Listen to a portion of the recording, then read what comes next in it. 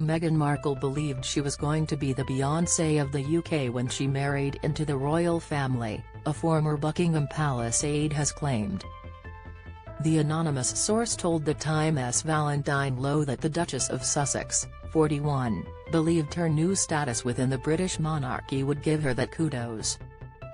The royal correspondent quoted the source as claiming, "What Meghan discovered was that there were so many rules that were so ridiculous that she couldn't even do the things that she could do as a private individual, which is tough. It just required the decision-makers to sit around a table and say, okay, what are we going to do about this? What do you need to feel better? And what can we give?" Mr. Lowe then described another view, where the Duke and Duchess of Sussex would have always been unable to reconcile with the firm.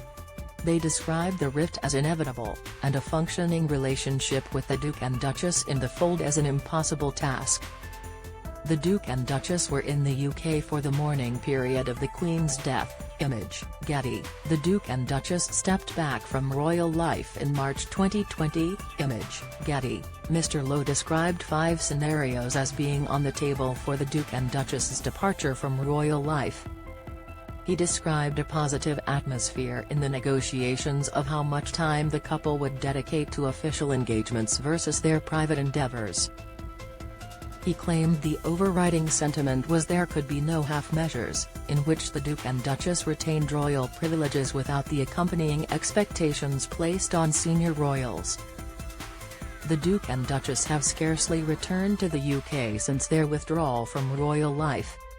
Read more. Meghan and Harry's ex-staff called themselves Sussex Survivors Club. The couple are raising their 2 children in the US. Image, Alexei Lubomirski/Duke and Duchess of Sussex. The Duchess attended the state funeral of Queen Elizabeth II on Monday. Image, Getty. They stepped down as working royals in March 2020, and relocated to Meghan's home state of California.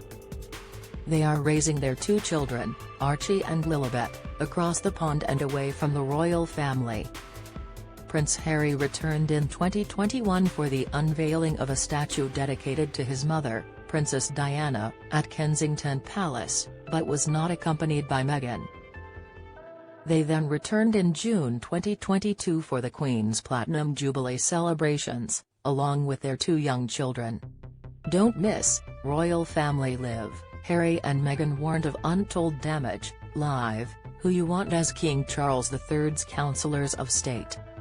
Poll result, reveal, do you support Charles's plans for a scaled-back coronation?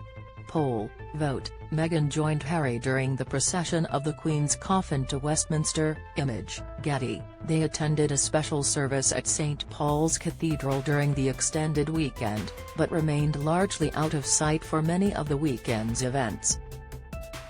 A spokesperson for the couple then announced they would return to the UK in September in a visit dedicated to charities close to their hearts. During the visit to the UK, it was announced that the Queen was under medical supervision at Balmoral. Prince Harry then travelled to the royal family's Scottish estate, but it is understood he arrived after his grandmother had died. Trending following the news of the late monarch's death, the Duke and Duchess shocked crowds in Windsor as they stepped out with Prince William and Kate, Princess of Wales.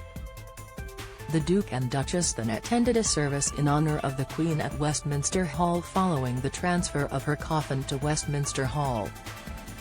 They both looked visibly upset as during the Queen's state funeral on Monday, when they joined the rest of the royal family for the service.